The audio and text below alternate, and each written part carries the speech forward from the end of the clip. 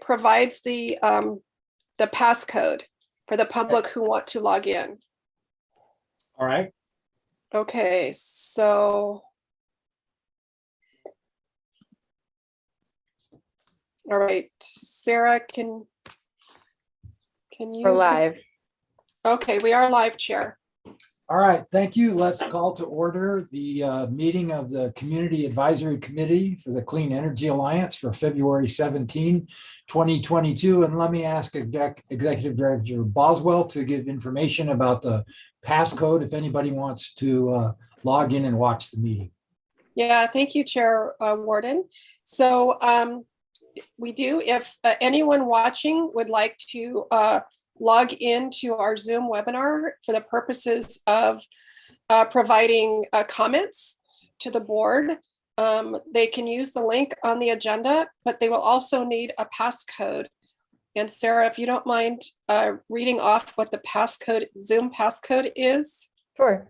The passcode is 782730. 782730 is the passcode. And then you will be in our waiting room as an attendee. And then we will provide instructions. You can raise your hand and we will recognize you for making comments. So thank you, Chair. If you want to go ahead and move on, I think we need the roll call. Let me ask Susan if she would do the roll call so those who are just listening can tell who's here and who isn't. Happy to. Member Decino? Here. Member Haydu? Member Kraus? Here. Member Shade? Here. Member Sweedler? Here. Vice Chair Mosier? Here. And Chair Warden. Here. Thank All right. you. Thank you, Susan. And Barbara, let me just pass the baton to you. We have a fairly short but important agenda, and take it away. Thank you, Chair Warden. Before we get started, maybe I can do a quick check with the committee members. We normally run within 2 hours, but I think we had some time constraints for some of our board members, and I just want to see what our timing looks like if anyone needs to leave. I think I recall someone needed to leave by 3. Is that the case? And if so, how many would be leaving to see if we'll still have a quorum? I have to leave at 3. I have another meeting. Okay. All right. Looks like we have one who has to leave, but I think we'll still have a quorum. Yeah, we would. Okay. Thank you very much for that. And before we dive into the agenda, Barbara, can you just give us a quick oral update on where we are with representatives for the CAC from Escondido and San Marcos? Yes, thank you for that. It's an opportunity for the public to hear as well. So with the additions of Escondido and San Marcos, we have 2 additional seats on our Community Advisory Committee that are now open. At the last board meeting, the board did officially open up those positions and authorized or directed that we begin the recruitment process to open the applications for. Barbara, 2 or 4? Isn't it 2 per city? 2 for city, so a total of 4 new 4, seats. okay. Sorry if I misspoke. Total of 4 new seats, 2 for each city. So we are currently accepting applications. The application can be found on our website, and I believe when you log into our website, it actually pops up something that says, you know, we're currently accepting applications for our Community Advisory Committee for residents and businesses in the cities of Escondido and San Marcos. And they click the link, it'll take them right to the application page. We anticipate, so the applications will be, window will close at the end of February. And then the applications will go to the board members, respective board members for each of the cities. And they will then go through their vetting process. And at the March meeting, they will bring forward their recommendation to the board for their 2 representatives for the board to approve. And what kind of people are we looking for? You don't have to have technical expertise, correct? You do not. According to our Community Advisory Committee policy, the board is looking for folks that have public outreach and experience in working with, in fact, let me pull it up real quick and read it exactly the way it's Good. posted on our website, actually. Well, number one, we want someone who's committed to working, being a part of the committee and working with this group. They do have to be residents, can be property owners or renters, or business owners within the cities of either Escondido or San Marcos to be considered. And we're looking for those that have relevant background or expertise in, it can be electricity, community outreach or engagement, or public advocacy. So any of those experiences or expertise in, we would welcome them joining. Thank you for that, Barbara. And just look at everybody on here, how much fun we're having. This is the greatest committee you'll ever be on. So if you're listening and you're from Escondido or San Marcos, please consider applying. You won't regret it. Yep. And our committee meets every other month now. Generally, it's the first Thursday of the month. For this meeting, we did end up having to postpone it a week or two, but typically it's the first Thursday of the month, every other month. So our next one after this meeting is April. Okay. And yep. And on our website is the work plan for the coming year. So Yes. and they can reach out and ask me any questions. If anyone is interested in ask questions, please reach out to me. My email is ceo@thecleanenergyalliance.org. Barbara, the board chooses the members of the CEC, not the CEC. We don't choose our own members. No, the board, that's right. The board approves the members, the appointments. Yep. Yes. All right, the agenda. I think we're ready, Barbara, if you are. Yeah. So Excuse me, Madam CEO and Chair, we didn't do the flag salute or public comment. All right, let's do so both of those. Okay, thank you. All right, let's go ahead and do the flag salute first. And I don't know if we have our picture of the flag, but we have a pretty cool picture somewhere of a waving flag. Oh, there it is. All right, so let's everybody just join with me. Ready, begin. I pledge allegiance to the flag of the United States of America and to the republic for which it stands, one nation, under God, indivisible, with liberty and justice for all. All right, and then a public comment. Do we have anybody on the line who wants to make a public comment? If you do, put up your virtual hand or let us know. Susan, you're muted. Susan, there you go. My apologies. We have no request to speak, no hands raised. All right, thank you. Anybody is listening and wants to comment later, put your hand up and we'll try to accommodate you. And now, Barbara, back to the agenda.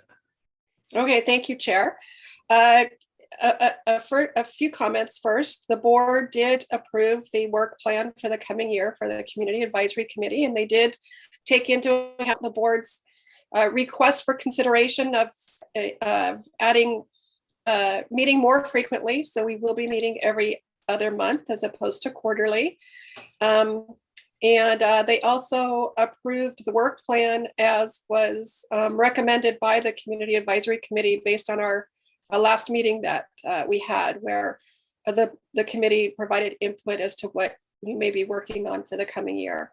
So one of those items was related to updating our website. And so today's meeting will be focused on the committee providing, I think, more specific information about what you'd like us to update on our website.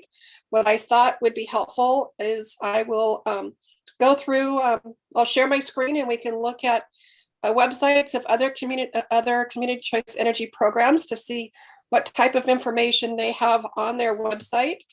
I also have some websites that were suggested by Dr. Mosier, that we have good information that may be relevant or for Clean Energy Alliance, and we may want to consider putting links to those if the committee feels that that would be appropriate. And so also happy to look at other websites that other members may have. So that is what we're doing. So I'm going to go ahead and I'm going to go first to our Barbara, before you website. start, question. Yes, sir. I'm on the SAB, and sometimes when articles come along in journals or newspaper, I turned out I can't send it out to the full committee. I have to give it to a staff person who then sends it out. Is the same true for the CEC? Yes. We can send out to the committee. How do we get information if something interesting arises, or send it? You can always send it to me, Okay. and then I can forward it on. Yeah. Yep. Thank you for that question. Okay, I'm going to start with pulling up our website, and I'll just walk through to provide a baseline of the information that's on our website. So I'm going to go here. Can everyone see the screen okay? Yes. Okay. All right, so here's that pop-up window that I just mentioned, that when anyone logs on to our website, this is the first thing they see is the announcement that we're accepting applications for Community Advisory Committee members for Escondido and San Marcos. Our homepage is where, first I want to give kudos to our communications and marketing team, of which Sarah is a part of. She helps us with our technology on our meetings, but they created and then maintain our website. So we have a menu along the top that when we hover over it, takes us, gives options for additional pages. So we have an about section that provides information on CEA's background, our member agencies, the board and committee, and I'll go to each of these pages quickly, but just to go through the menu real quick. The agenda. So this is more, our just information about what's going on. Just some general information about how CCE works, the benefits, and then our frequently asked questions are under what is CEA. Your options. So customers do have options. They can choose between our 3 power supply products. Actually, all customers default into our Clean Impact Plus, but then can select one of the other 2, and there's information about those. Customers with solar can go to our personal impact page to learn about our net energy metering. And then these are the links to either opt up to, for example, the 100% renewable, opt down if they want to go to Clean Impact, or opt out and return to SDG&E. If anyone has opted out and decide they want to come back, they can return to CEA, and we have a link there for anyone who wants to return. So if you ever hear from the community, anyone that's opted out and then has decided, they want to rejoin, they can do it and do it on our website. Chair, I do see a hand raised. Yes, Paige. Yeah, I wanted, the very first window was about the Community Advisory Committee. I think you were just using acronyms on that whole little window, and there was nothing that said what CAC stood for. So can you double check that? Sure. Because it for people that just log in, they might not know what that means. Yep, very good point. We will clarify that it's the Community Advisory Committee. Thank you for that. Then we have information about billings, and the billing and rate link is for the rate schedules, the joint rate comparison, understanding your bill, and then information about any discounts or rebates that may be open. We have a key documents page, which includes a number of different actual documents related to CEA. We have a resources page with job opportunities when we have them, how cities who may be interested, how they approach us with regards to joining. When we have solicitations open, that's available there. our page is translated into Spanish, and then contact. So we'll go through each of those quickly. But so our homepage has general information about Clean Energy Alliance and the cities that belong. There's quick links to documents such as agendas and minutes, where you don't necessarily have to go look up along here. You can find them quickly here. This was our video that from when we first launched. We have the benefits of choosing Clean Energy Alliance here as just little checkpoints. And also then direct links to the different power supply products and just quick information about Clean Impact is our 50% renewable energy. Clean Impact Plus is then adds a 75% carbon free. Green Impact being 100% renewable, and personal impact for those who have solar or wind power at their locations. Our opt up, down, and opt out links are also on the home page. And then a short graphic on just how community choice energy works. And then links back to the pages of our member agencies. And then here's our calendar of upcoming events. And when we have media, when we see articles that mention CEA, we put those on our website for the community to review. And then there's a direct link to our Facebook feed. Okay. So just jumping through it real quick, we've got some narrative here about how we got started, what the process was, and then links to our feasibility study and also the implementation plan related to the initial implementation. Then we have information about our cities. We have listed our board of directors. And then we have a list of our staff here on this page. Our board and community advisory committee page then lists our board of directors and has links to email addresses. A quick link to the board agendas and minutes, our board alternates, and then the community advisory committee. And then again, we have information about that we're accepting applications and then links to those. And then the community advisory committee. We have not yet activated the emails for the community advisory committee. I know we've been working through that. So need to finalize setting up those email addresses, email links for the community to reach you. And Chair, I think I saw a raised hand, but I don't know if it went. But it went up and down. It was me because I keep asking about the email addresses, but you just answered the question. Okay, thanks, Paige. Yep, it's on the list, and I think it's probably in my court, and I need to do something that I haven't yet done. Chair, another hand. Yes, Deborah. So is there any reason why you don't have the photos of your board members on the webpage? I think that would give it a personal touch. There's an awful lot of words.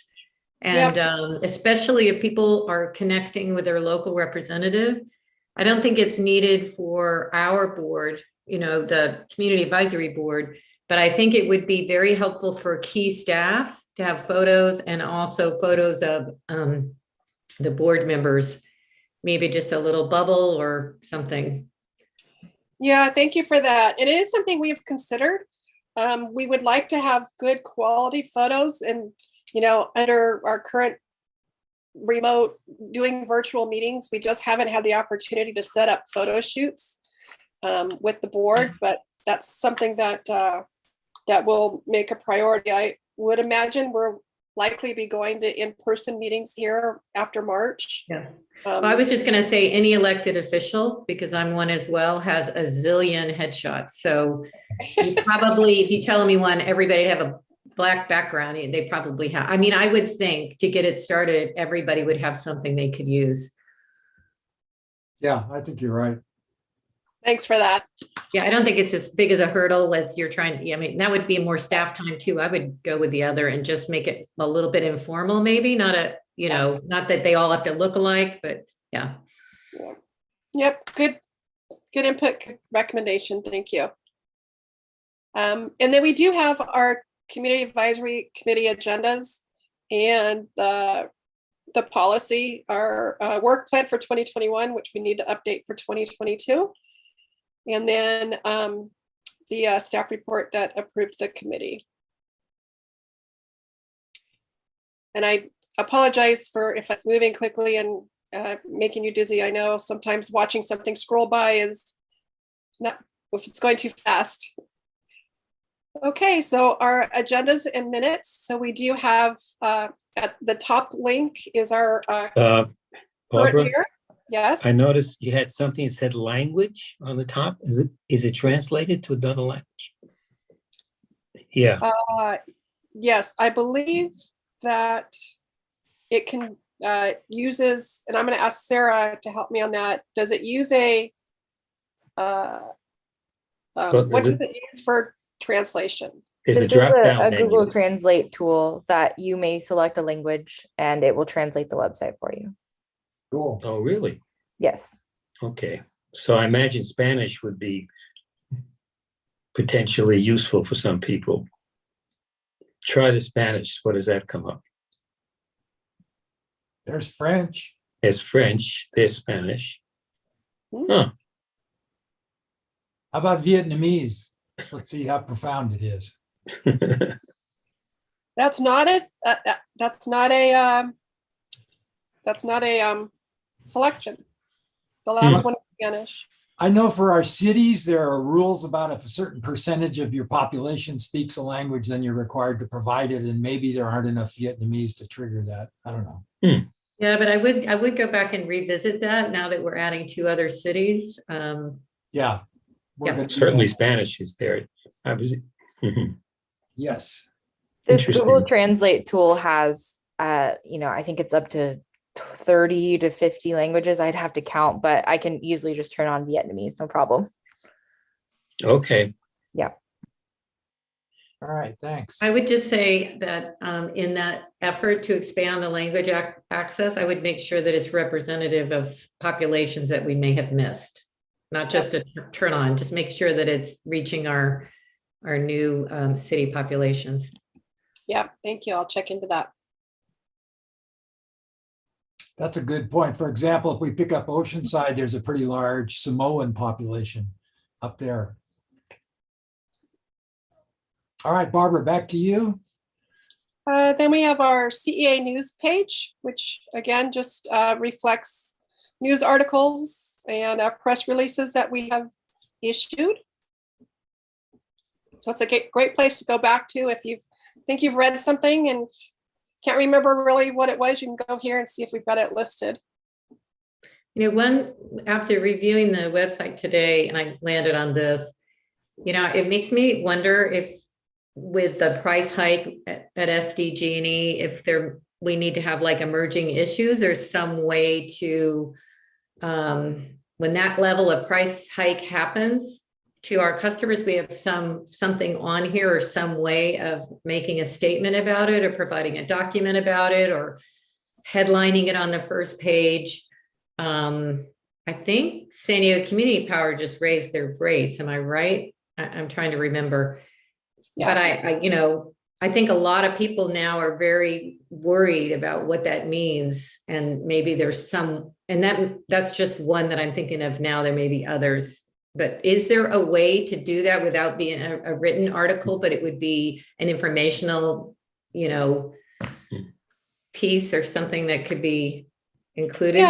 Yeah, I'll talk to, our communications team to see what ideas they might have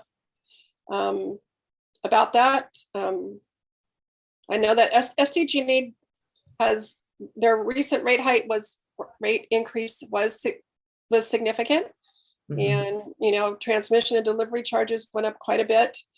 They can have many rate increases through the year, whereas we tend to set our rates and not touch them again But yeah, I think that's a great, great suggestion. I think it's also important for our customers to realize that when their bills are going up, they may think it's Clean Energy Alliance that's raised their rates when it's not necessarily. And I think it's important to clarify.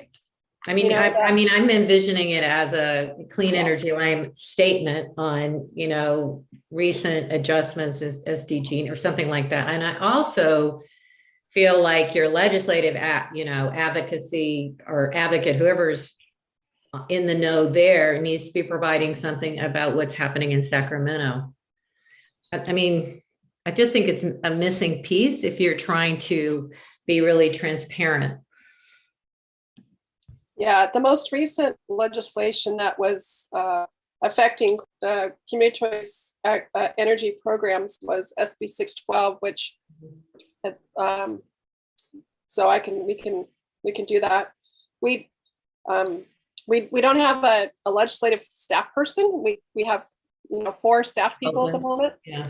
So, but I can certainly tap into Ty Tosdahl. He helps us with on the regulatory side, but also can keep an eye out on the legislative side. We depend on CCA quite a bit, California Community Choice Association, which is a professional association that we pay a membership fee to and our members, and they track very closely. And a suggestion is, if we don't currently have a link, would be to maybe what we could do for legislative, current legislative activity or information is to link to their page, right? So that they go to. Yeah. Al, you got a question, then Don. Yeah. Also, Barbara, EPIC at USD publishes a legislative update of energy-related state legislation. So a link to their page, if they allow that, could be useful. Thanks, Al. Don? Yeah, Cal CCA link was the top of my list because it has that information. And I think if people want to get into that level of detail, it's best to use that website and the EPIC website to get into legislation. That's a pretty deep dive for the average customer, but it's great to have those resources available. But I strongly suggest you put links to those organizations in, rather than spending a lot of time on our webpage. And this webpage is pretty clean, in striking contrast to the City of Del Mar webpage, where it takes literally hours to get down to details. So I think we're working on a good webpage that can be slightly improved. Thank you. I agree with Don. Mm-hmm. Paige? Yeah, I just wanted to piggyback on what Deborah was saying. I correct me if I'm wrong, but the recent rate hikes by SDG&E, huge rate hikes for gas. And when people look at their bills, they may lump us in there too. And I think we have to be really proactive in, getting that accurate information out there. So I think Deborah's got a really good point on doing that. Yeah. All right, some good comments. Barbara or Deborah, you got a comment? I just wanted to say on the linking, like the resource idea, I really love that idea. And I think what it communicates when you look at the material that's presented is a deep knowledge and a real tracking of issues. And it really communicates something about Clean Energy Alliance. So I'm totally supportive of having links to reputable, science-based, reviewed documents. But I do think, even though it is a community organization, a lot of people aren't going to lean in. I do think it really does communicate sort of a level of scientific grasp of, what's going on, a level of legislative, something that, the Alliance is really in the know, right? We're not just new and green and we don't know what we're doing. So that was kind of another piece of why I thought it would be important. Yeah, thank you for that. Good suggestion. All right, Barbara, back to you. Okay, and then under what is CEA, we have our, the graphic that was on the, on our homepage. Talks about the benefits of being a member and being part of Clean Energy Alliance. And then we have our frequently asked questions. And we have a section that's dedicated to the power charge indifference adjustment or the exit fees, which is, I think, an area where customers are very concerned about this fee that they're charged by SDG&E. So we felt it was important to call that out separately and make it easy for customers to find where to get their questions answered. Is separately here. Don, you have a question? I had a question, a comment. When we talk about, billing and frequent asked questions, one of the questions I hear is how much have we saved? I would love to have a graphic of how much money CEA customers have saved compared to staying with SDG&E, over each year. So we're coming up to a year of operation, 60,000 customers, saving $2 a month adds up to a lot of money. So I want that. I'd love to see a graphic saying, our customer base has saved $400,000 this past year by being CEA members. Yeah, we can certainly do that. I'm going to throw out one caution or caveat. So while Carlsbad and Del Mar customers saved in 2021, Solana Beach customers actually paid a premium or paid more than they would had they been SDG&E. So depending on where the exit fees are, it is possible that our customers, we can't guarantee a savings every year. Fortunately, in 2022, the exit fees in Solana Beach actually went down significantly. So Solana Beach customers actually have a greater savings this year than Carlsbad and Del Mar. And I think they're going to more than make up that premium that they paid in 2021. But that can be we always want to try to achieve a savings for all customers, but it's not something we can always guarantee because we do need to set rates to cover our costs. But we should definitely would have overall had a savings in 2021. Thanks, Barbara. Deborah, then Al. This is sort of along those lines, a little bit different, but I noticed on the San Diego Community Power, and it may be embedded in here, I just haven't, it's just not as overt. They did a really nice comparison. Like you could compare what you would be paying, or you could compare the service plans as against an SDG&E, and it was all sort of graphics based. So I looked at this page and I didn't see it come out at me. It was, so I don't know. Theirs is really simple and it's just like a graphic. And anyway, it's just a thought, because again, people aren't going to linger. They're just going to want to see it. Oh, this is a savings. I'm good. I love it. Something more simplified. Okay. Yep. I'll take a look at theirs. All right, Al. Following up on Don's point and Barbara's, if it turns out that some years they pay more by being in Clean Energy Alliance, we should show that also. Yeah. I mean, we can't select the data we want to demonstrate. It has to be consistent. And it could, there may be some explanations needed, but, you can't just cherry pick. If you're going to show the data, you need to show all the data. Not to make it complicated, but not just only those years and those cities that save. Yeah. Right. And the comparison does become more complicated that when Escondido and San Marcos launch, they will be in their own exit fee vintage. So their rate comparison, so all three rate comparisons are going to be unique. They'll be different. Yeah. Paige, you're next.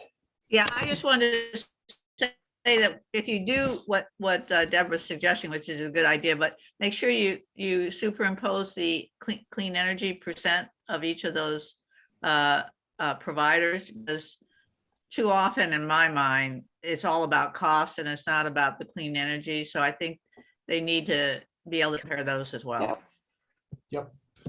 Yep. Deborah, your hand is still up. Do you have another comment? You know, mine is a little bit later on into the website, so I'll pull my hand down for right now. All right, then I don't see any more hands at this point. So Barbara, back to you.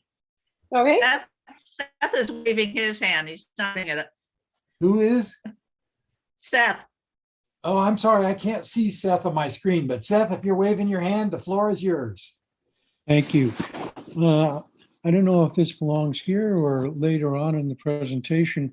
I've been somewhat concerned about some of the articles I've been reading about the PCU looking to add additional fees to people that are self-generating solar power and basically add a tax to those people with some kind of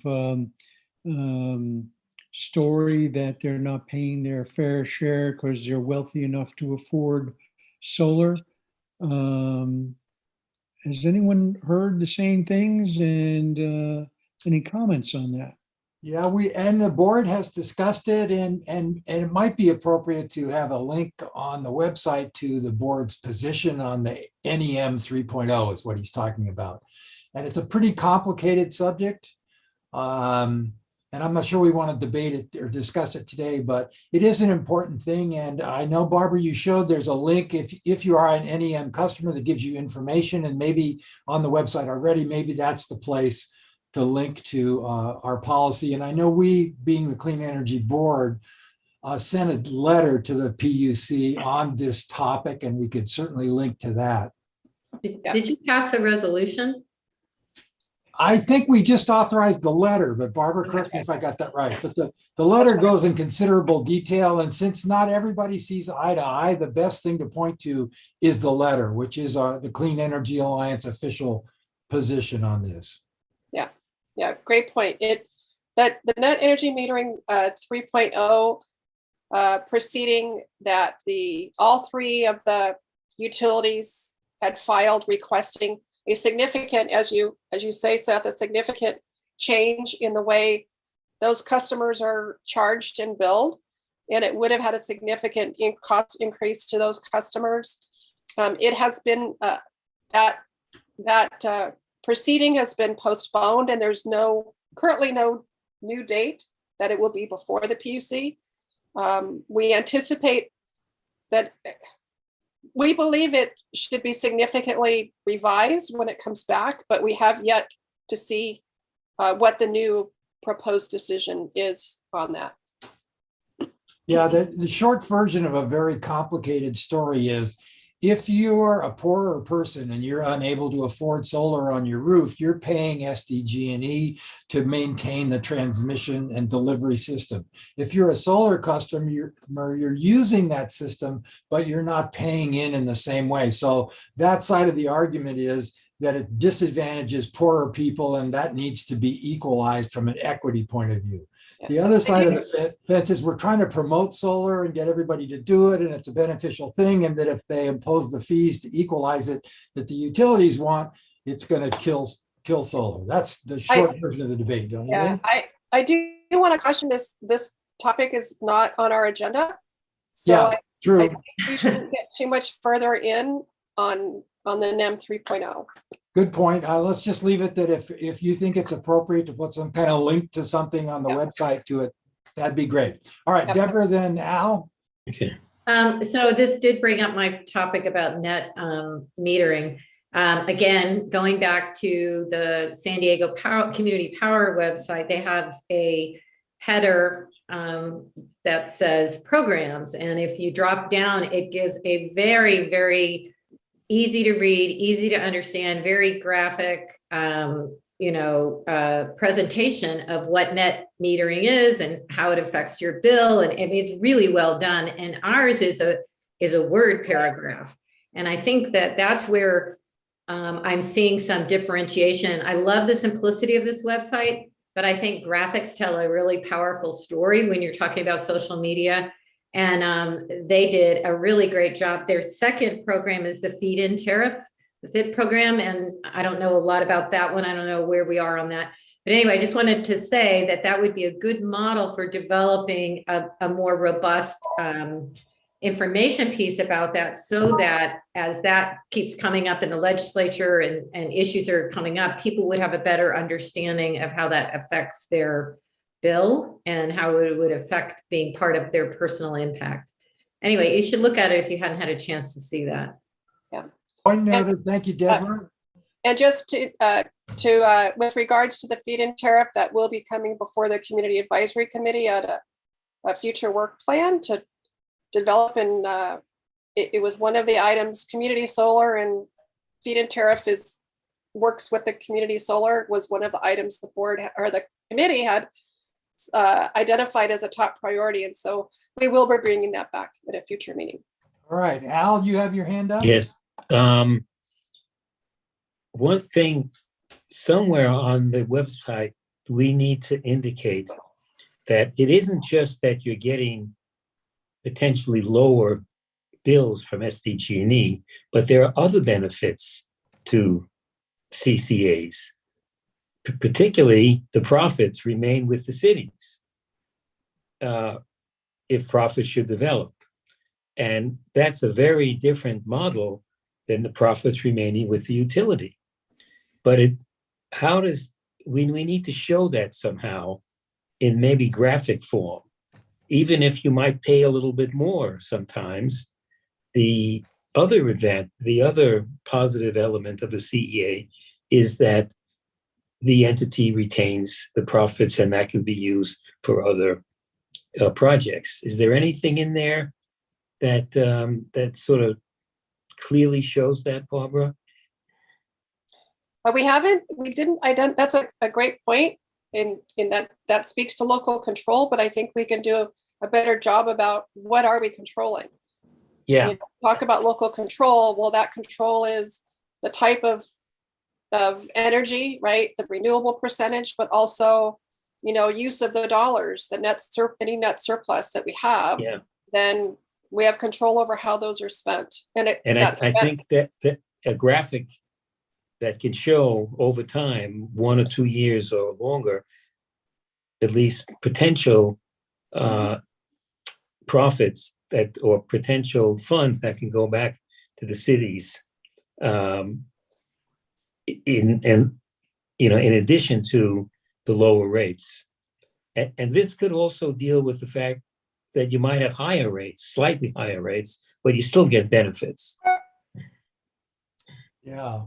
Barbara, as we're coming up on 10 to 3, and I forgot if it's Paige or Deborah who has to leave, but let's make sure whoever has to leave at 3, that if there's something that you want to contribute, let's give them the floor now and let them do that before they have to go.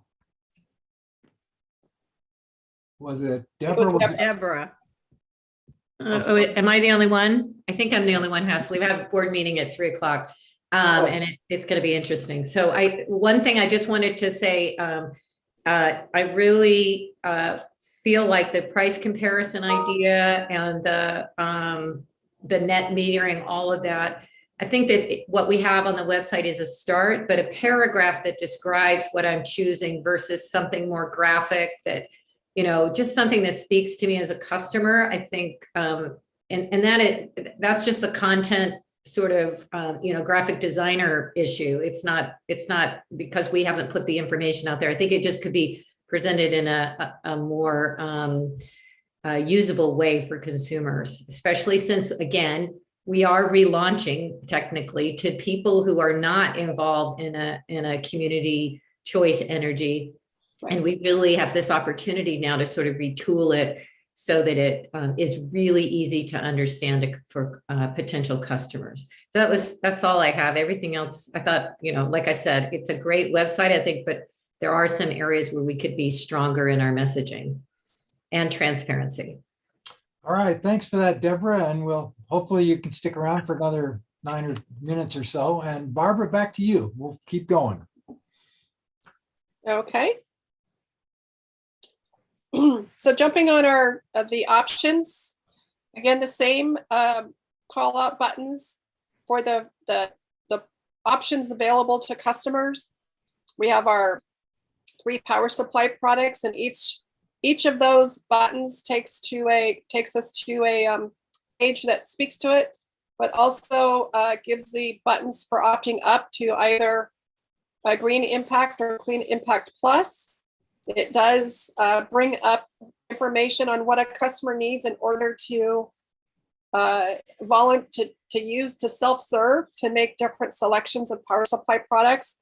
It specifically talks about where they can find the account number, for example, on their SDG&E bill that they would need in order to do that self-service. And we do have it in English and Spanish. And to the earlier point, we will be looking at if there is any other language that is meets the criteria where we would want to offer this page in additional languages. We will do that. When they enter the information, it then takes them to the page where they can make selections. Since we don't have any information, we can't go there, but it links to our data manager. So it takes us invisible to the customer, but it takes them then to another place.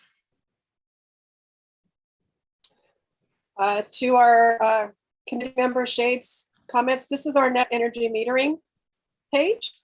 And it is, all narrative in terms of what our program is and how it works.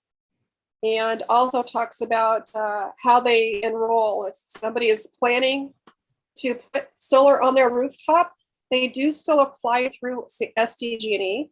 And then once they've gone through SDG&E's process, they're automatically enrolled in our net energy metering program based on SDG&E communicating to us. And so we do have a link to SDG&E's net energy metering program where they can go to begin that process.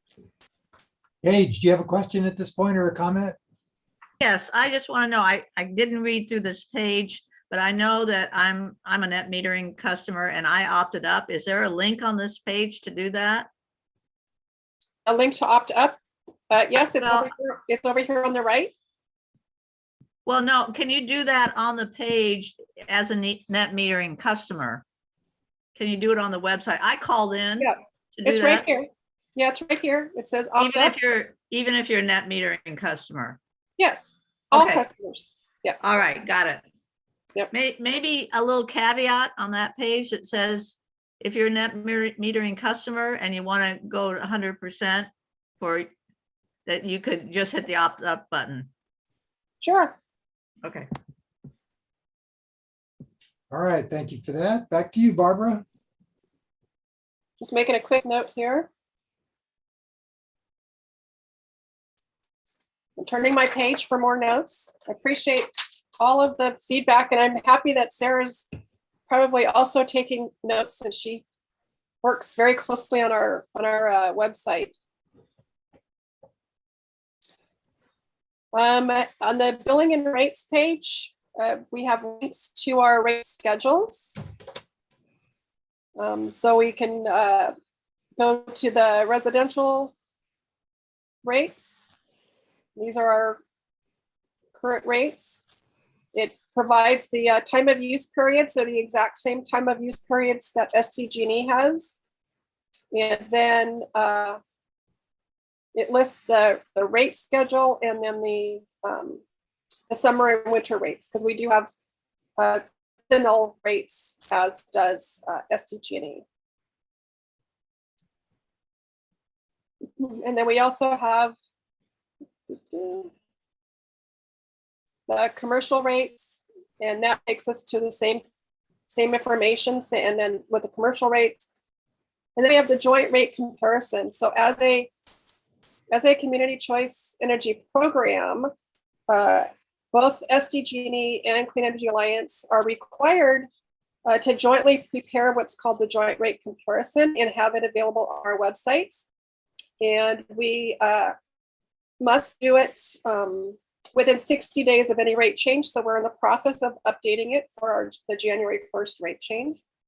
But it does give rate comparison for each rate schedule based on average usage.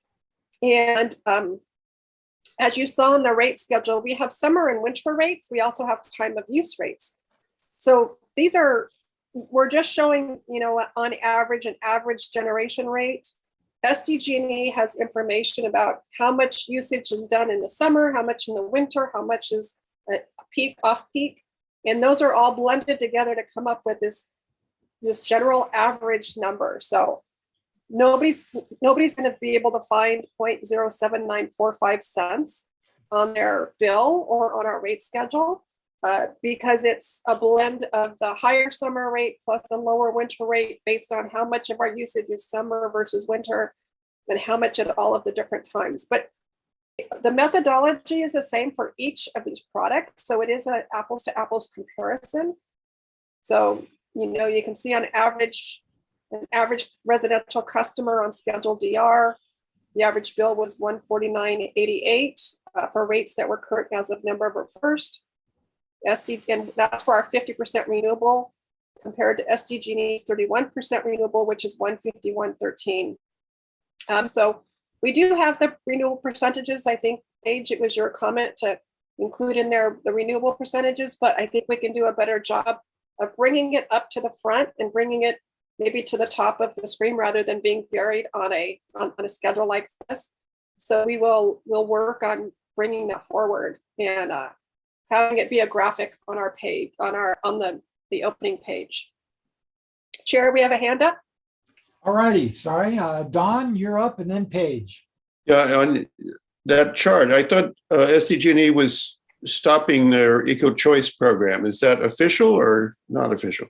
I have not heard that they've received official approval to discontinue their eco-choice. If they do, then of course it would no longer appear on the comparison. All right, Paige. Yeah, I just want to, I mean, it's pretty remarkable if people thought about that they're paying at 33% renewables versus 50 or 100%. How, I mean, it's a nominal fee really. And I'd like to stress that as much as possible. Yep. Good point. All right, I don't see any other hands at the moment. And there are 15 pages because we do the comparison for every rate schedule, residential and commercial. So, and then just as an FYI, we also mail out a comparison. We're required to mail them out annually by the 1st of July. And residential customers receive the Schedule DR in the mail. Commercial customers, and we also do one for our customers who are on the CARE program, and then a representative commercial customer, small business customer. But we put a note that says all of the rate, if this isn't the rate they're on, that they could go to our website to see their specific rate comparison. So it is also mailed once a year.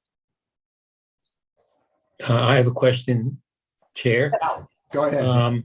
Barbara, are these numbers, would they be the same in the other CCAs in the region? They would be based on their own rates, not our rates. These are based on SDG. These are SDG&E's rates, and it's also based on usage within our territory. So to the extent that, you know, our partner CCA, you know, San Diego Community Power, to the extent that their summer and winter usage is different, their climate, you know, they may have more usage at a higher time of use period. These would not necessarily be the same. But they would be very close, very similar, do you think? I don't know. We could, I can stop sharing and we could go to their website real quick and take a look. I mean, it would be very interesting if you lived, you know, like I live on the border of Del Mar and San Diego. It would be interesting if my neighbor across the street uses the same amount and maybe has the same CCA program, but we pay different rates. So I'm just taking a moment here to log into their website. And I don't want to divert it that much. If oh, it isn't. Let's see here. While you're doing, They have a residential bill comparison calculator, so they actually have something We that can do we this don't later. have, I don't want but to yeah. divert the discussion. No, Thank I you. don't, yeah. That's I don't- okay, Dwight. I'm finished. okay, thanks, Al. Good point. We'll deal with it. All right, Yeah. back to you, Barbara. Okay, I'm looking for our, okay, let me go back to sharing my screen. Okay. Then we also have a page, an understanding your bill page, which has a sample bill, and then it calls out different sections of the bill with a description of what that section is. You'll see it's an SDG&E bill because our charges do appear on the SDG&E on the bill that comes to customers. So for a CCA customer, one of the changes on the summary page is they have 2 lines under the summary of charges. The first line is reflective of their delivery charges from SDG&E. We did keep out of this gas charges. This bill is only related to the electric charges. And then the second line of the summary is the CCA related generation charges, so that they have their total amount for the month. Then scrolling, I'm sorry, it doesn't scroll, you just go to the next page. There we go. Then this is the detail of pages, and you can see the electric charges. These are the delivery related charges, electricity delivery charges. And here's where we find the PCIA, or the exit fees that customer pays. They're on the delivery side of the bill because they're charged by SDG&E and collected by SDG&E. Now, something interesting to note, and it makes it very easy for customers to know whether or not they're saving, is that SDG&E still calculates generation charges as if they had also sold the electrons, but then they credit those out. So on this sample bill, the generation charges were $41.56. And then there's a credit for the generation charges of $41.56. On the third page here are the CCA charges. For the same amount of electricity on this example, the generation charges for $39.31. So they would have paid $41.56 and they paid $39.31. Now, one of the things that they need to take into account are the exit fees, which in this example would have put them higher. But it does make it easy for our customers to see whether or not they've saved in a particular month. If they add in the CCA charges, and then plus the exit fee is what they would compare to this credit to see if they've saved in a particular month.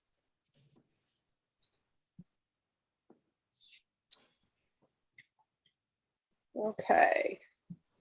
I had a brief comment, Barbara, that bill is an old bill and it doesn't reflect the current transmission and distribution charges of SDG&E. So current bills look like 60 to 70% of the electricity bill is for distribution and transmission. And your sample bill actually has electricity generation being slightly higher than distribution. So I think we need to update that sample bill to reflect more current numbers. Yep, great point. It says 2018. Yeah. Good eye, Don. Thanks for that. Sure.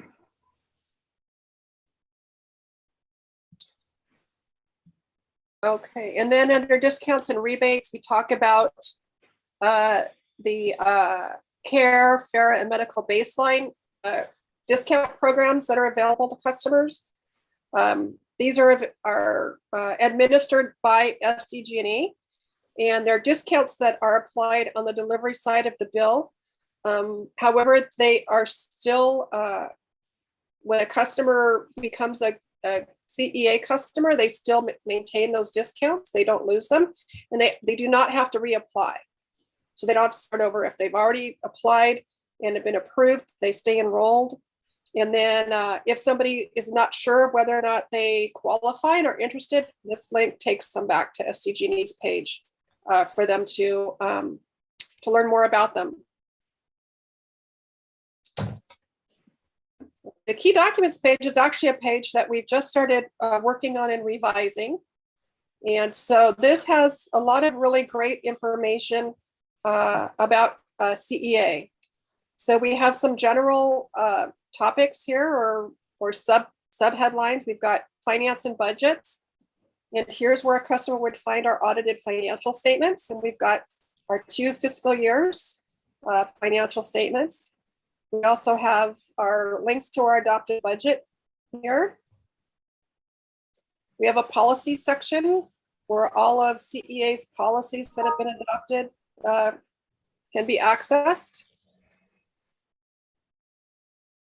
We have our formation related documents. So our implementation plans, our bylaw, our joint powers agreement,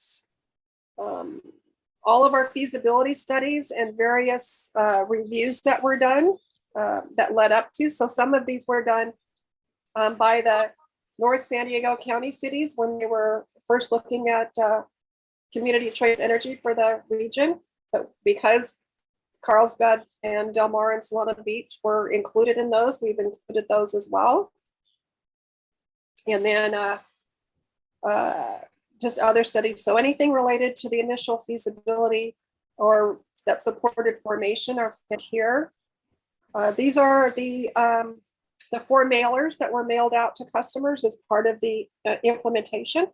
And we will then add, we'll likely need to have subcategories because we'll have mailers going to Escondido and San Marcos. And we also want to put those mailers on, add those to our website. But here's the joint rate comparison mailer. So I talked about that customers receive it annually, and this is what was actually mailed out last June to customers that were received by May. So it received in the mail. So it provides the rate comparison. Also provides information about power content. So to Paige's point about the how each of the entities, where their energy comes from. This information comes from the reports that are provided to the California Energy Commission. It is a little bit old, I will say, because of timing differences. So these mailers go out in June. However, the power source disclosure reports to the Energy Commission are not due until September. So information about the just completed year is not always available when we're providing these mailers. And that's why our mailer had 2019, our 2021 mailer had 2019 power source information on it.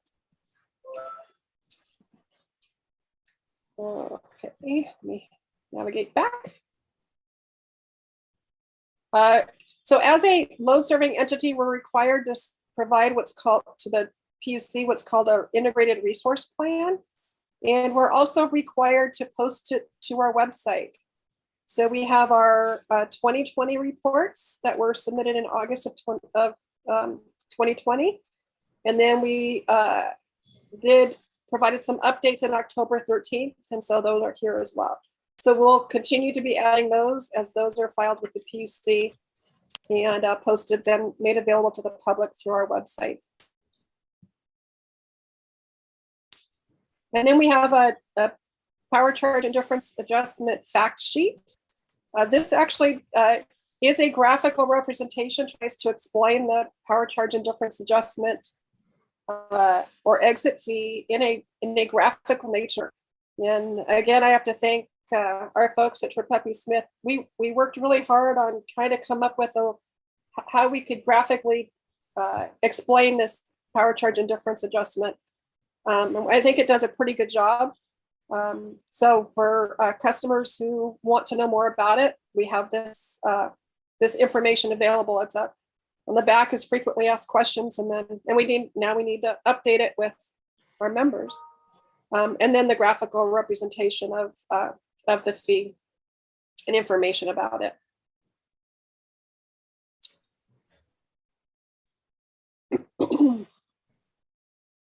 So resources.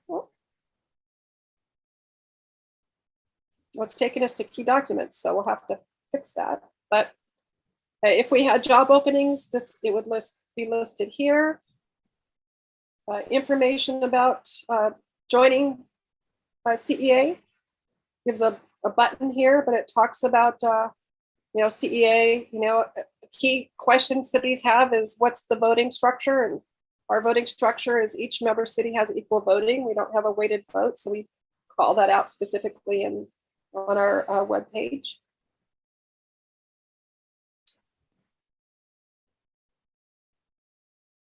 When we have requests for proposals or qualifications, we do post it on our website.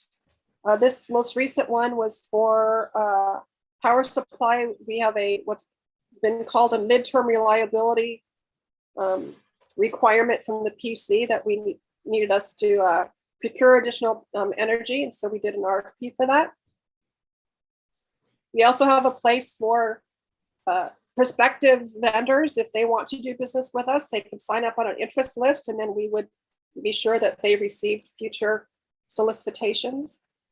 And then if someone has a great idea and they want to propose a project that we don't have an RFP out there, we do have a policy, and we do have a process for submitting unsolicited proposals, and that's on the website as well.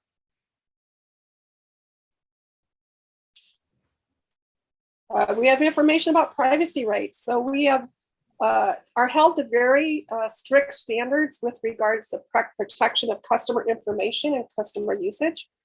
And the PUC has certain requirements about what we put on the website with regards to protection of customer data, confidential data. So we have our policies made available there on our privacy page. We have another policy that's privacy and customer confidentiality policy. And then we have what's known as advanced metering infrastructure, data security, and privacy. So they all address how we manage data and information and protect customer confidentiality. Then we have some of our mailers available in Spanish. We have the Spanish language versions that we mail out. So if a customer has indicated Spanish is their preferred language, we do send our mailers out in Spanish to those customers. They do indicate that through SDG&E, and then we receive that information and we have that.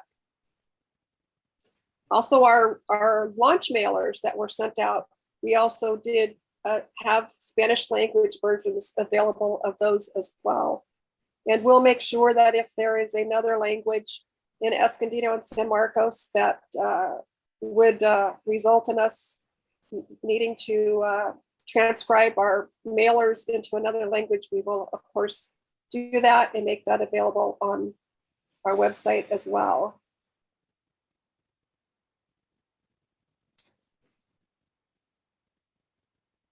We have our talking points about Clean Energy Alliance as part of our outreach packet. I think you all may have received or seen this as part of providing information about while we were going through our launch phase to provide you information on how to respond to customers or how to talk about the benefits of Clean Energy Alliance. And then we have our brand statement. Again, who we are, what we're trying to achieve is part of the brand statement. And then a contact us. So I've gone through a lot of items here on our website. We spent a lot of time going through it very carefully. I just want to do a quick time check here. It's 3:15. We did have suggestions of other websites we might want to consider linking to. Chair, I'm just going to ask what your pleasure is if you want to look at some of those websites. Do we? I think we do want to take a quick look, but let's see if we have any questions or comments before we leave our own website while it's fresh in our mind that anybody hasn't raised. If I don't see a hand, but I've got a couple. Or Don, go ahead. No, I just want to see what the energy saving tips link was. because that may be where some of the, Oh, I'm sorry, I did miss that one. So we've got tips that are tips for everyday usage. Examples are, unplugging electronics not in use, washing laundry using cold water, drying full loads of laundry in the dryer, don't leave the hot water running, using power strips and turning them off, and then using energy efficiency light bulbs and LEDs. We have tips for warm temperatures, and then tips related to cooler temperatures. I think what might be helpful here is we do have, when we have peak demand days, where the PUC is asking customers to reduce usage, to reduce peak demand and avoid power outages. They have specific tips as well. So I think we need to integrate those into this website, because I'm not sure we have those on here. hey, thank you. Thanks. All right, if I might, let me ask a couple of questions. One is, Barbara, we have this thing, I think it's called Clean Energy Alliance Currents that's emailed out periodically. Is there a reason we couldn't have a place on the website that you could sign up for that and we could capture people's email addresses and start building an email database around that? Who gets that thing now? I know I get it. Yeah, great question. So it really originally started out as a quick little newsletter for our board and committee members and executives at our cities. But we actually did just in the past week talk about making it available to the general, making it, I guess, putting it out, collecting an email list and putting it out on that email list. So I think placing it here as well is a great idea. Yeah, related to that, and maybe this is a question for Sandra, do we collect metrics now? Do we know how many people hit the website and what they click through on and all of that? And is that telling us anything about what the popular or unpopular stuff is? We do. And let me see if I have, if we do collect that information. I want to see, I'm going to stop sharing here and see if I have my most recent metrics. I don't know if Sarah has that available quickly. Let's see here. Because over time, that can tell us a lot if we see trends or patterns on the website. Yep, absolutely. Okay, I'm going to reshare my screen. And I can share with you our most recent report that we received. I'm going to see if I can make this bigger. Yeah, that's an eye test. Good. And I'm flunking.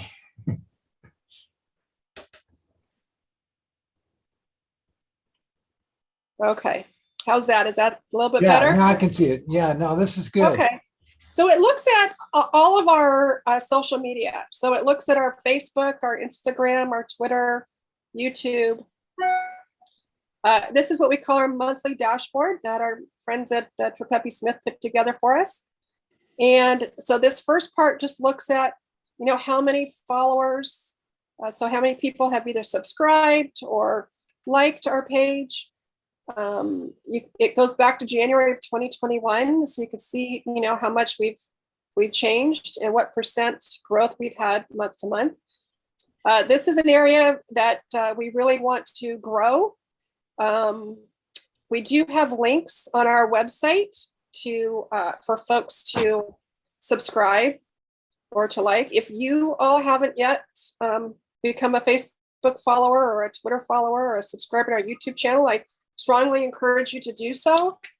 Encourage folks you come in contact with who have questions about CEA, encourage them to also subscribe. We put out weekly posts, social media posts. So we keep active. We keep putting information out there. Good. I'm very glad to see that you're doing this. And when it's timely, you can share it with this committee and the board. We don't need to be in the weeds on all the details every day, but periodically maybe. The next question I had is, what do you think about one of the things in flux at CEA is we're meeting by Zoom, but we're starting to talk about meeting at locations. We used to rotate I don't know that we know where we're going to be meeting when we meet, but maybe something on the website that just says meetings right now are on Zoom, and stay tuned to see where we're going to start meeting in person, because people will want to know that. I don't think we can give them an answer right now, unless you know more than I do, but we can tell them where things stand. Yeah, that is a topic that the board did give some direction, I think, at the last meeting, for us to reach out to our member agencies to see which cities, number one, are able to host us in person. And if so, if they have the technology to allow us to continue to have our meeting streamed on YouTube. I think our customers are used to going to our website in order to view our meetings, and we want to keep that continuity. So we need to look at what the capabilities are.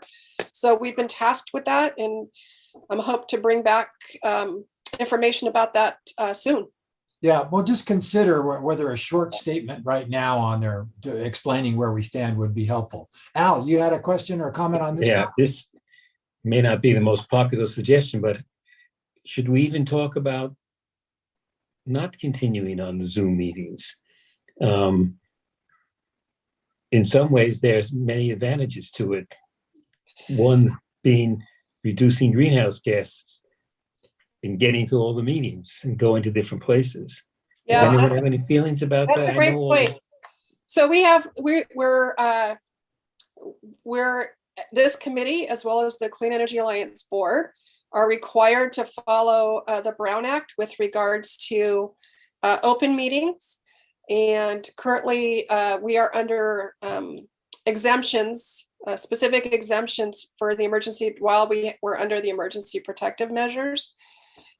Once those expire, which they're due to expire in March, unless there's a change to the law, to the Brown Act, we would go back to meeting in person.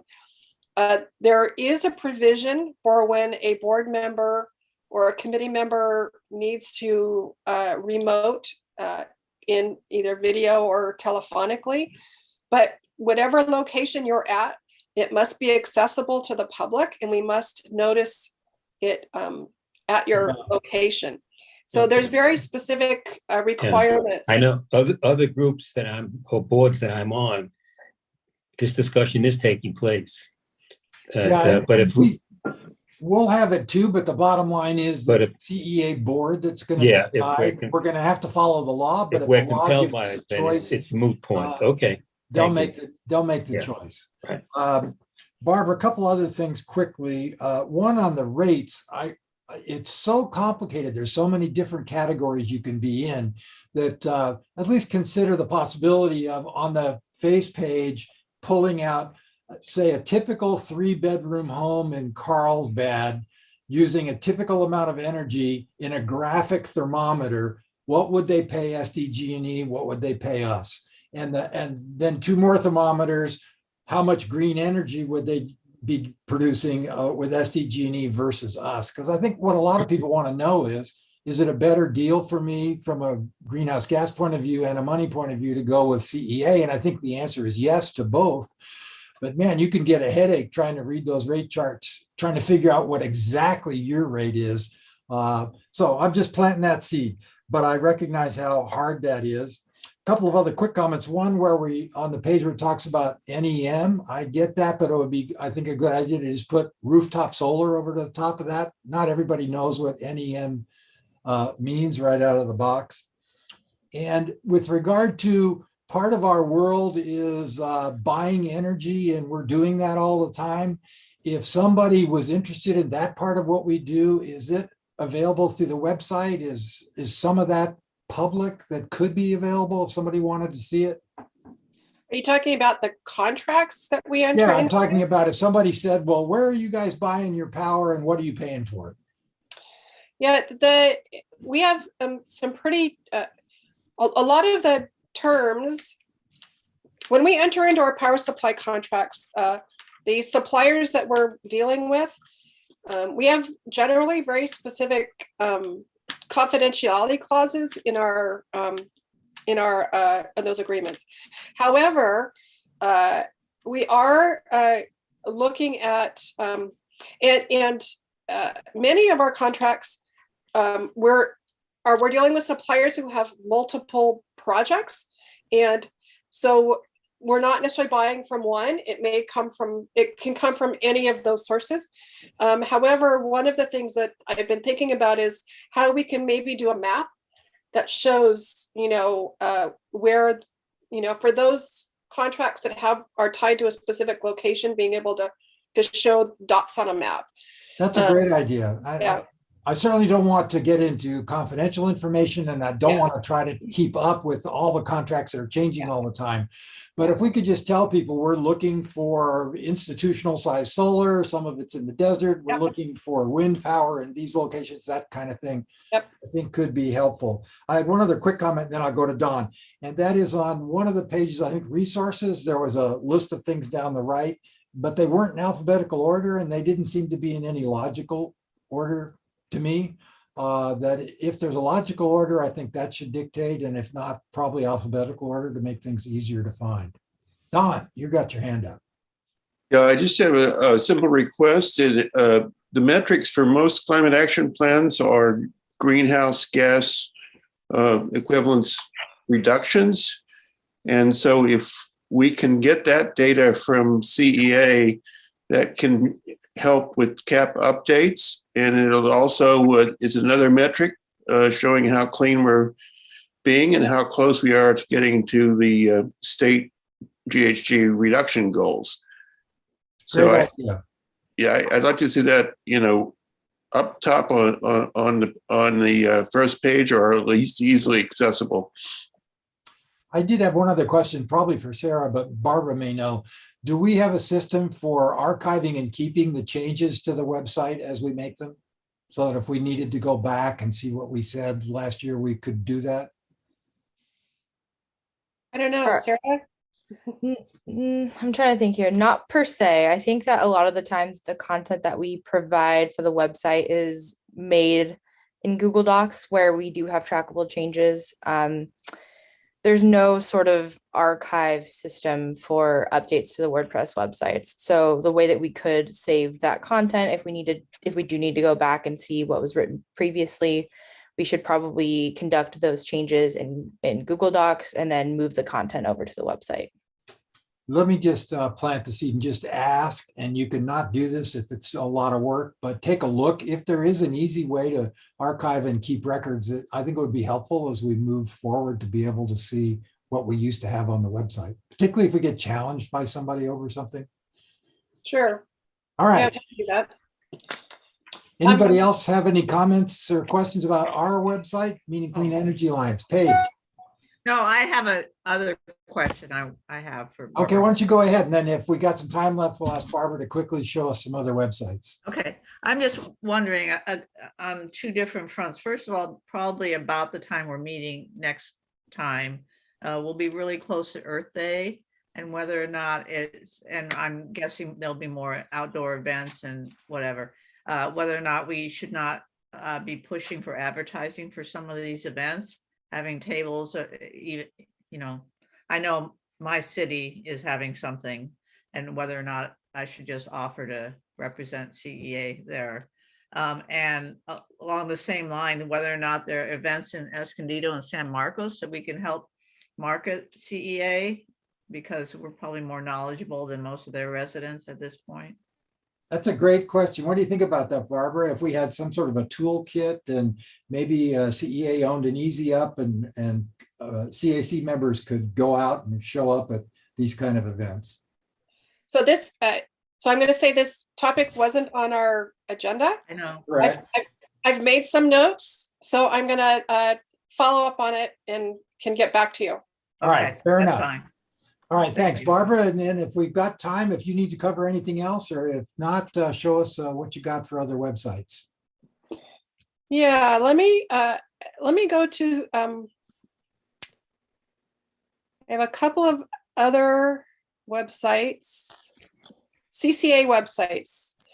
And I thought it would be interesting to, a lot of the information is the same, but I did want to maybe show you what's different on some of the other websites that we might consider. So Good. this is the website for East Bay Community Energy. And I I thought it was interesting only because I think it touches on a number of the items that this committee has touched on. So I think to the point about greenhouse gas reductions and supporting the cities, this does talk about, you know, the cities transitioning, going green, transitioning to more renewable energy. And then gives, they actually hold webinars and just more information about, you know, the makeup of their energy products. And then let's see, just like Clean Energy Alliance, those cities select their defaults, and some of them have made changes. For example, here Berkeley initially was enrolled in the Bright Choice, and now their default is their renewable, 100% renewable. So we don't currently have anywhere on our website that talks about the defaults for each of the 3 cities that they've elected, and I think that would be good information that someone from Del Mar, they don't know, they may not necessarily know what their default is. And so I think that under the Your Choices, I think we need to add that to our website. They also have, let's see here.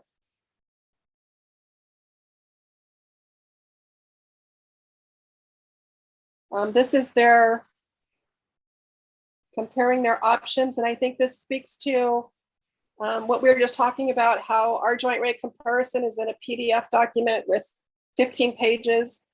This is more of a graphical representation of, you know, an average bill, breaking it out by the generation electric delivery. This is their 100% renewable, their basic plan, and then comparing the PG&E.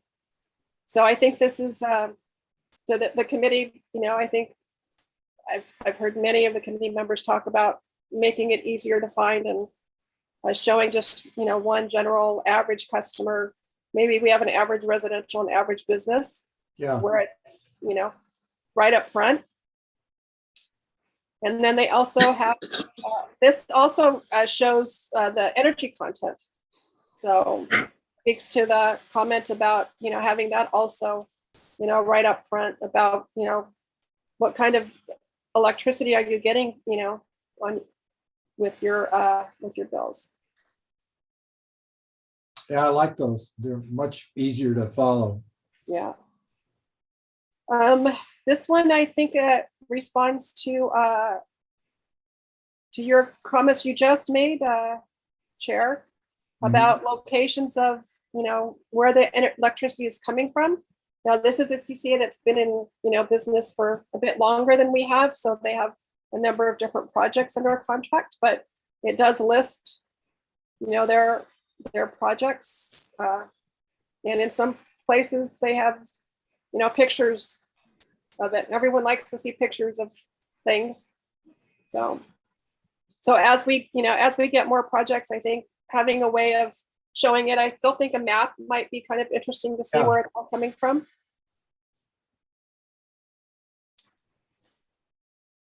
And to the point being made about the programs and the dollars staying local, East Bay does a good job of talking about, they have some money they put it set aside for community sponsorships, and then how a community, you know, an organization can apply.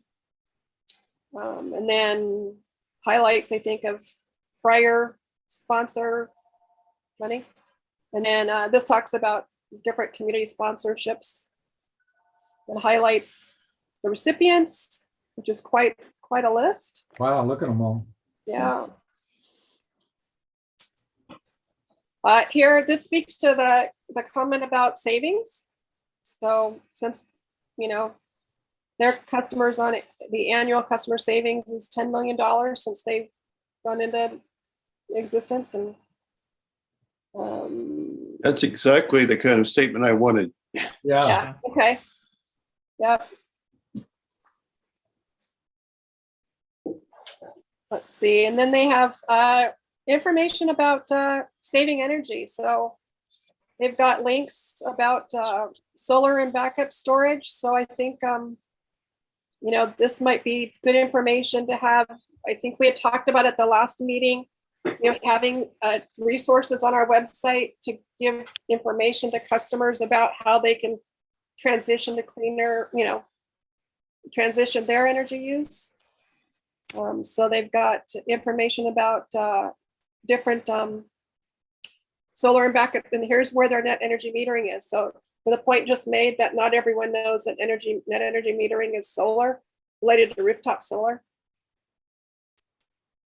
Also, information on applying for a state program for single family solar program. So we'll look into that. Barbara, I want to comment that there are lots of nice pictures of people rather than things. Yeah. And the pictures emphasize diversity, which is something we're going to be challenged on, but it'll be important when Escondido and San Marcos join. Yep. Yeah.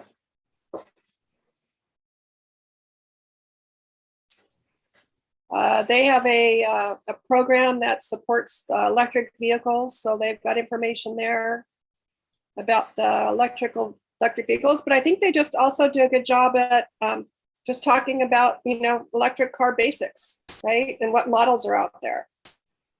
So that's some information we can start looking at. One of the top initiatives in each of the climate action plans is transitioning, transportation is a huge contributor to the greenhouse gases. And so putting information just about, electric cars and, what's out there. This actually goes to a different website. So we don't have to create our own. We can link to maybe a site that, we find out that's good, that has good information and is reputable, not a sales pitch, but just general information. I know we have the San Diego Electric Vehicle Association, probably a good group for me to tap into to, see about what good resources are out there. I can write about electric motorcycles. Oh, there you go. Well, we want a picture. I've got one. I can take a picture of it. Okay. Clean power appliances. So I know, Paige, your group was had an induction stovetop program. Yes. So this is where they talk about that, and, upgrading their to clean power appliances. So I think there's confusion about induction, and probably the whole point of your program is to kind of demonstrate that it's get people to understand it and learn it and be comfortable with induction cooking. This talk is speaking about the heat pumps, electric water heaters. Oh, and look at Sierra Club. There you go.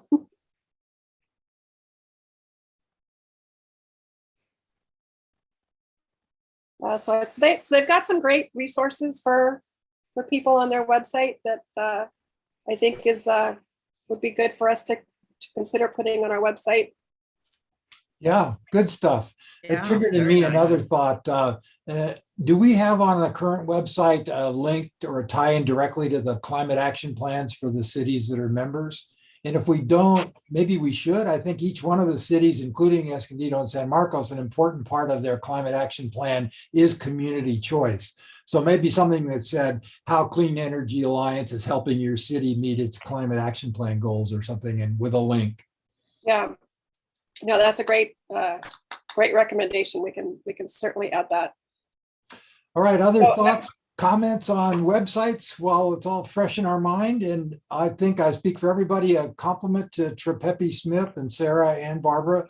We've got a pretty good website, and I don't think anybody should feel we don't like it just because we're making suggestions about it. Everything could be better, but it's very attractive and it is very complete, I think. Yeah. Well, I got some really good, I have about 3 pages of notes, and Sarah probably has a lot of notes as well. So just to set expectations, I think some of this we can do pretty quickly. Other things are going to take a little bit more time. But we're going to start working on it right away, and over the next several months, be chipping away at it.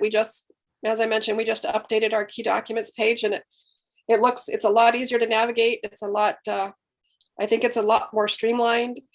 There has been a push by Cal CCA for all CCAs to have their key documents pages be similar and have similar information. And one reason is to be transparent to the Public Utilities Commission, so that if they want to find information about a CCA, they can find it in the same place on every CCA's website, as opposed to fumbling around trying to find certain things. So Yeah. Good idea. All right, this was very informative. I'm not sure if you got anything else, Barbara. If you do, then let me ask you, can you give us a preview? I think you said in March, we're hoping to have new CAC members from Escondido and San Marcos. So presumably they'll be on board for our next meeting in April. correct. Yep. That's And assuming what do you- everything goes as planned. They would be taking their oath of office to be ready for the April meeting. Great. And what do you have in mind for CAC for April? Do we have topics planned out already? We do. One moment, and I will take a look at our work plan. And I've been remiss. I need to get that to the committee members now that the board has approved the 2022 work plan.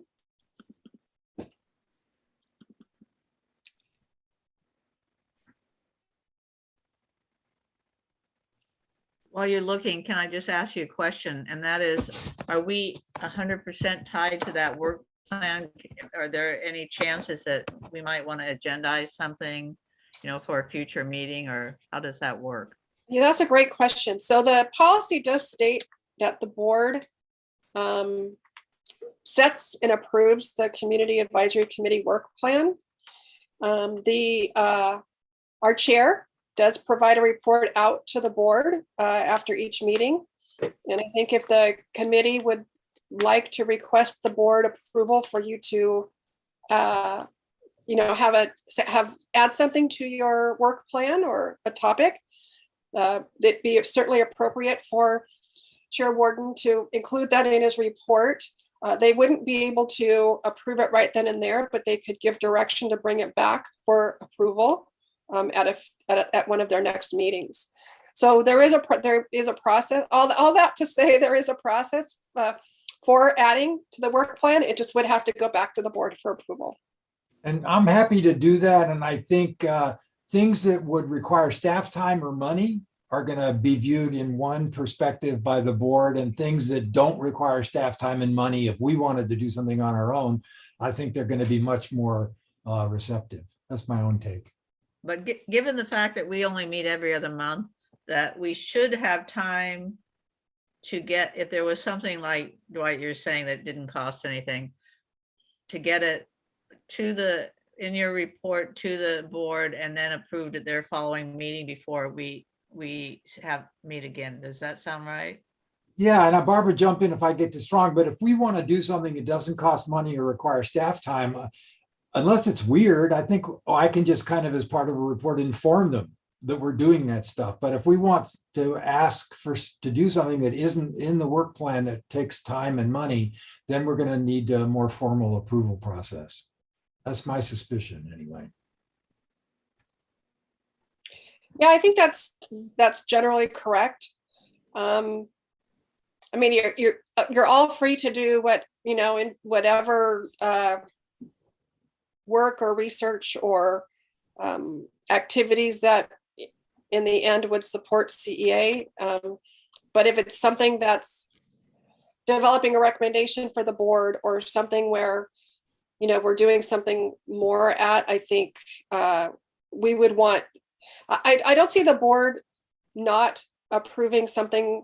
They took all of what we brought back from that work meeting from the committee, and really didn't line anything out or express concern. So I believe they would, the board appreciates the work and the enthusiasm of the committee, and would certainly be open to your ideas and suggestions for things that would contribute and add value to CEA and help us meet our goals. I share that. I think they want us to run with good ideas. They just want to be informed. And if it costs money, they want to have a chance to review that. But in that regard, when we get 2 more members, I think then let's have an item on our next agenda to talk about setting up subcommittees, because we could start having subcommittees with enough members to work on things between our every other monthly meetings to keep things going. I'd like to challenge Dwight. If I'm going to write something about electric motorcycles, you have to do electric bikes. Done. Consider it done. All right. We'll have a challenge race, Right. as long as I get a good head start. All right, Barbara, anything else we need to cover today? I was just going to bring up our the staff report that had the schedule on the work plan. Oh, yeah. So at our sorry, that's the wrong. That's last year. That is last year's. Oh, wait, let me, there we go. There's this year. So we just completed this task, which was related to our looking at our website and providing input. For the April 7th, this is to receive information from the board workshop, but also then for the committee to provide feedback and suggestions or for the board to consider for adding to their next year's budget. So if there's a program that we can do that, you know, our funds are still limited, but if there's something you want the board to consider adding to the budget or amending the budget, this is when we will be looking at that, which is at the April meeting. If So CSC members have thoughts on that, can they just shoot you an email? Sure, of course. Somebody thinks we want to buy Clean Energy Alliance hats and give them away to green customers or something, just feel free, send an email to Barbara with your ideas. Yep. Yeah. So the April 7th meeting is us providing input to the board on the budget. And then in June, we'll bring back to the board, to the committee, what the draft budget. And then the board will be adopting it at the end of June. So again, another opportunity for input should the committee feel that the budget doesn't, you want them to consider something else that we may have missed. August, we're still talking about marketing and outreach strategy for Escondido and San Marcos CCE launch, and kind of look at lessons learned and what can we do better and what do we think went well, and hear from those committee members as to what they think would work in their communities for outreach. And then in October, I think this is a pretty meaty item, which is the committee had indicated interest in education, outreach, and training with regards to greenhouse gas emissions reduction strategies. So I think Dr. Mosier, this speaks to some of the comments you made about what we could put on our website. But this is really, I think, helping the average person understand, what they can do with regards to reducing greenhouse gas emissions, but also, looking at opportunities for partnerships with community, agencies. EPIC is one, and the colleges are another, where they have programs. They might have opportunities for us to work together to meet our goals and help them with theirs. And then in December, we'll look at what we accomplished this year, and then kind of do our work plan to provide to the board for their consideration, right? Provide input for our next year's work plan. And hopefully not this year, but maybe next year, or certainly the year after, when we start having significant reserves, the topic will come up what to do with them, right? Yeah. We'll all be excited about that. Yeah. All right. I think, unless Barbara, you have something else, we are done. Any final comments from anybody? Thank you all for attending. This was useful. Thank you, Sarah, for the good work on the website. Yeah, thank you all for the great input and suggestions. Really appreciate hearing from you, and they're great suggestions, and only going to help our website get even better. All right, we'll see you all April.